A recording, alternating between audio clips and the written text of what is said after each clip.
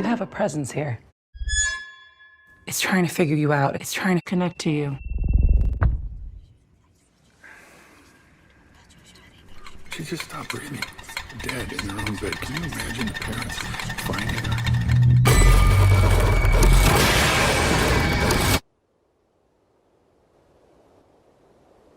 It's suffering. Just like you are.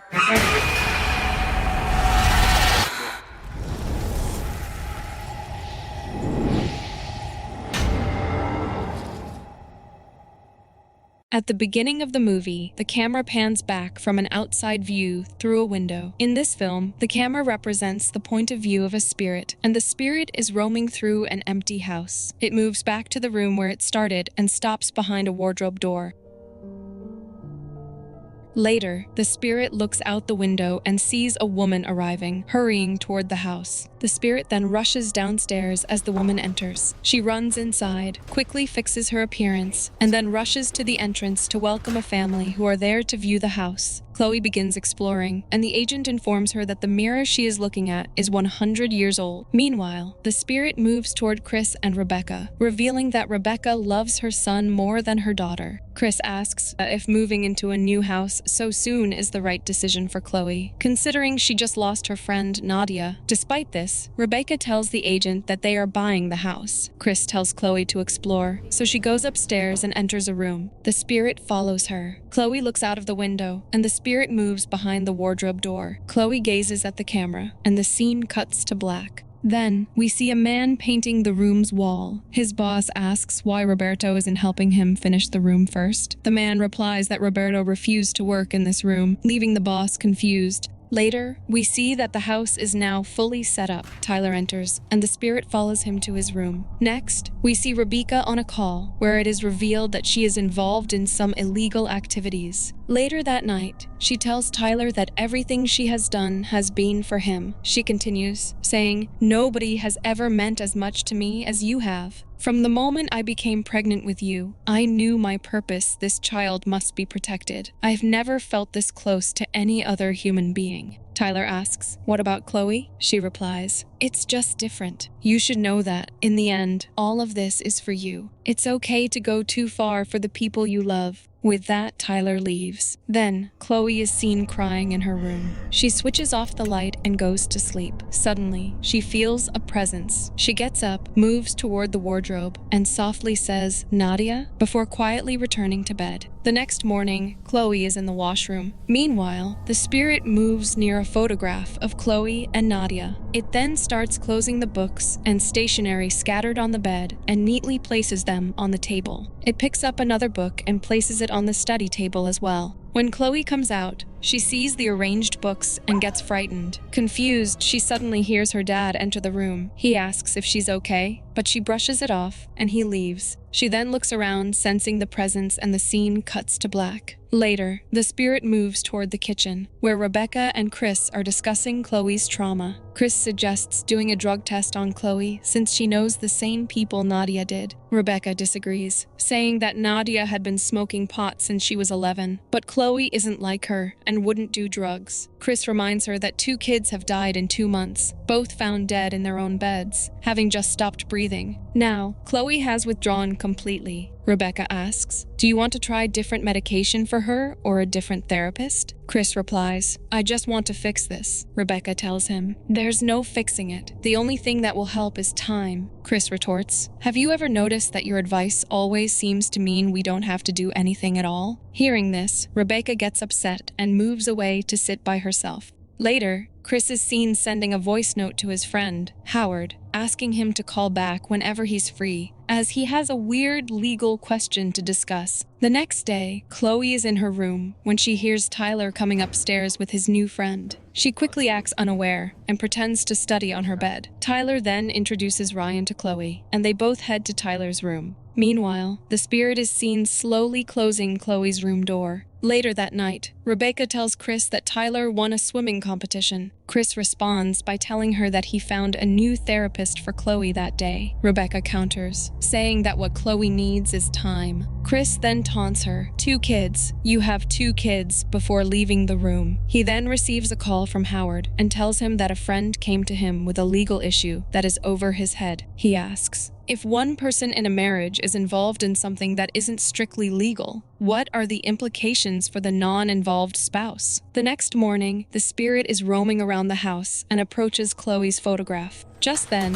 Chloe and Ryan enter the house. Chloe offers him a drink, but he declines. He tells her that her brother Tyler is unkind. Chloe asks, how? Ryan explains that Tyler planned a harsh prank on a girl named Simone. Chloe asks, why Simone? Did she do something? Ryan shrugs, and they both head to Chloe's room. Later, we see them both intoxicated. Ryan notices a picture of Nadia with Chloe and asks, you know her? Chloe replies, she was my best friend. Ryan shares that he met her once at a party. He then asks, I've never had anyone die. What's it like? Chloe answers, it's scary. It's like the world cracks apart, and you fall into this hole, and the sides are mud. You can't get out, and you wonder where they are. You wonder what it would be like if you were there too. Like you want to be in the room with them when it happens. Not to stop it, but to go too. I think I did, maybe. Or she stayed, or wants to come back. Suddenly, she says, I think she's here. Ryan gets scared. Chloe says nothing, kisses Ryan, and says, sorry. They kiss again, and Chloe starts crying. Ryan reassures her, saying, this is going to go exactly how you want it to. He then shares my whole life. Everybody else makes decisions for me. I've never been in charge of my own life. I carried a razor blade in my glove for 6 months. I am nothing. But with us, this is you. They then strats kissing and starts getting intimate. Just then, Chloe's wardrobe breaks, and all the items fall. They both get scared. Suddenly, Chloe feels a breeze and gets frightened, saying, maybe it's the weed. Later that night, the spirit moves downstairs to the dining table, where Chloe shares that she feels a presence in the house. She says she sensed it, and then things started moving. Tyler gets irritated and tells her to stop. Chloe yells, I hate you,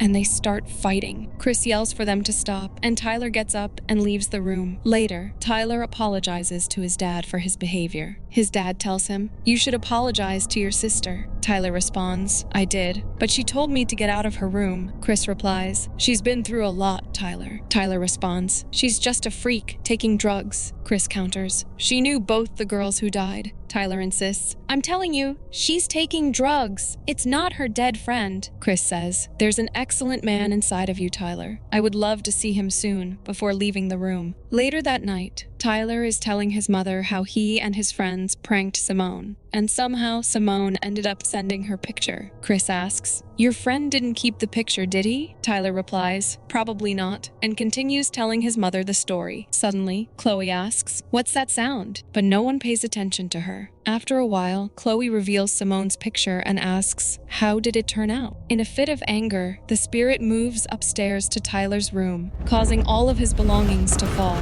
The whole family watches, and Chloe says, it's her, Nadia. The family moves out of the house in panic. Chloe says, I tried to tell you. Tyler mocks her, and Chris yells at Tyler, it wouldn't kill you to stand up for your sister for once. Rebecca asks, what do we do now? How can we just walk back into our house? Chloe responds, she doesn't mean any harm. Chris asks, who? Chloe replies, we all know who. Rebecca asks, how do you know? Chloe says, I just do. The same way I can kind of look into her. Chris asks, and what do you see? Chloe responds, I feel her. It usually happens when I'm alone, and this is the first time it's happened with people. She doesn't want to hurt anyone. I think she wants to help. Rebecca says, we can't live here. Chloe retorts, leave if you want, but I'm not going anywhere. We then see Chris on a call. He then informs the family that the agent, Cece, says there have never been any reports of incidents like this at the house before. He adds, but her sister-in-law senses things. She's a regular woman with a regular job, but she has the ability of second sight. She'll visit our house tomorrow. The next day, as the woman arrives, the spirit rushes to look out from the window. The moment she steps inside, she senses the presence. Chris introduces his family to Lisa and her husband, Carl. Lisa enters the house and sits on the sofa. She looks at the camera, then turns to Chris and says, you're fooling yourself. She then gets up and moves toward the mirror. She says, "It's suffering, just like you are, Chloe." She asks, "You lost your friend?" Chris whispers to Rebecca. "I didn't tell her that." Lisa then asks for the friend's name. She continues, "I'm very sorry for your pain.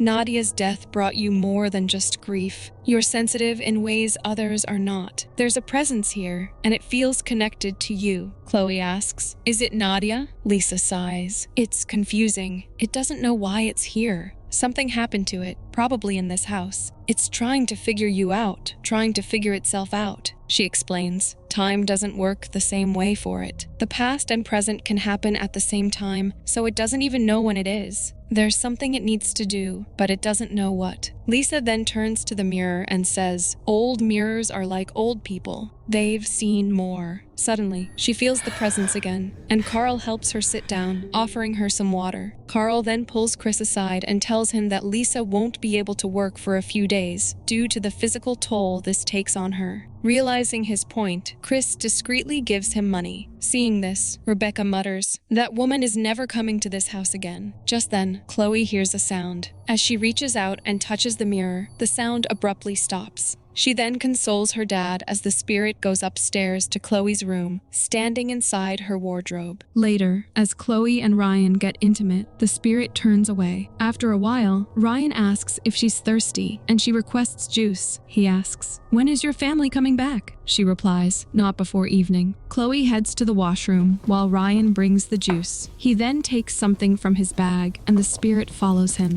Ryan mixes it into Chloe's drink, but before Chloe can drink it, the table suddenly shakes, spilling the juice. Ryan quickly washes the glass and tells Chloe he needs to see her again for longer. She responds that her parents will be away for a work trip for a week. Ryan asks, "What about Tyler?" Chloe replies, "That's the only drag." Ryan says, "I can deal with him." He then adds, "I think I'm in love with you," and they start kissing. Meanwhile, the spirit quietly slips behind the wardrobe door. The next day, Chris is seen apologizing to Lisa, telling her they no longer need her help. Lisa replies, "I just want you to know, I had a dream. The spirit is here because of something that hasn't happened yet, something bad. Because of a window that doesn't open." As Chris leaves, Lisa yells, "I saw a window," then looks up at it. The scene cuts to Chloe sleeping. The spirit tries to wake her, but then retreats back into the wardrobe. The scene cuts to Rebecca and Chris leaving the house. Chris says goodbye to Chloe and asks her to inform Tyler. Later that night, Tyler is seen drinking and blasting loud music. After a while, he senses a presence nearby. He looks at the camera and says, "Hello?" Just then, his phone vibrates, and he goes to open the gate. Ryan joins him, and Tyler makes him a drink. Ryan heads to the kitchen to add juice to their drinks, secretly slipping something into Tyler's to make him sleep. He hands Tyler the drink, and they both sip. After a while, Tyler dozes off. Ryan switches off the music, takes something from his bag, prepares another glass of juice for Chloe, and spikes it as well. He heads to Chloe's room, with the spirit following him. Chloe asks, "Where's Tyler?" Ryan replies, "I told you. I took care of him. It's bedtime for him." Chloe frowns. "I'm not okay with this." Hearing this, Ryan's mood shifts. Chloe quickly apologizes, saying, "I just don't feel stable today. I just want to be alone." Ryan starts crying. "I'm so alone. Can we just talk?" He hands her the glass of juice. Chloe drinks it, and they lay down on the bed. Slowly, she starts feeling dizzy. Ryan says, "I don't feel alone when I talk to you."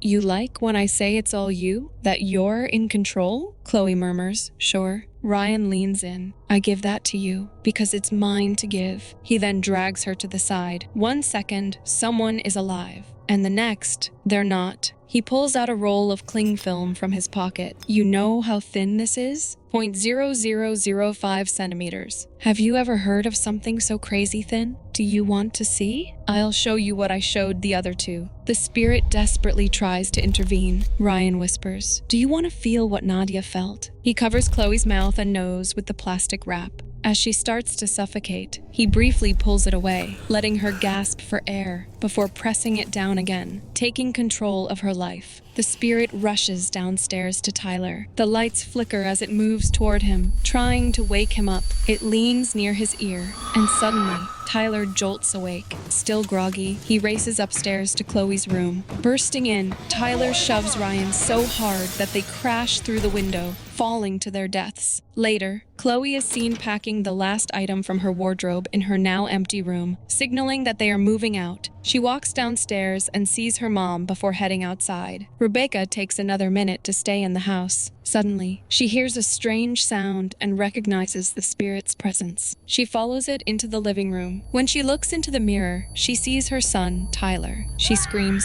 "It's him!" Hearing her scream, Chris and Chloe rush inside. She cries, saying, "He saved you. He came back to save you," realizing that the entire time, the presence was her own son. Then we see Tyler's spirit moves out of the house, now free, ascending into the sky, and the movie ends here. Thanks for watching. If you enjoyed the chills, hit that like button, subscribe, and turn on notifications so you never miss a scare. Until next time, stay spooky.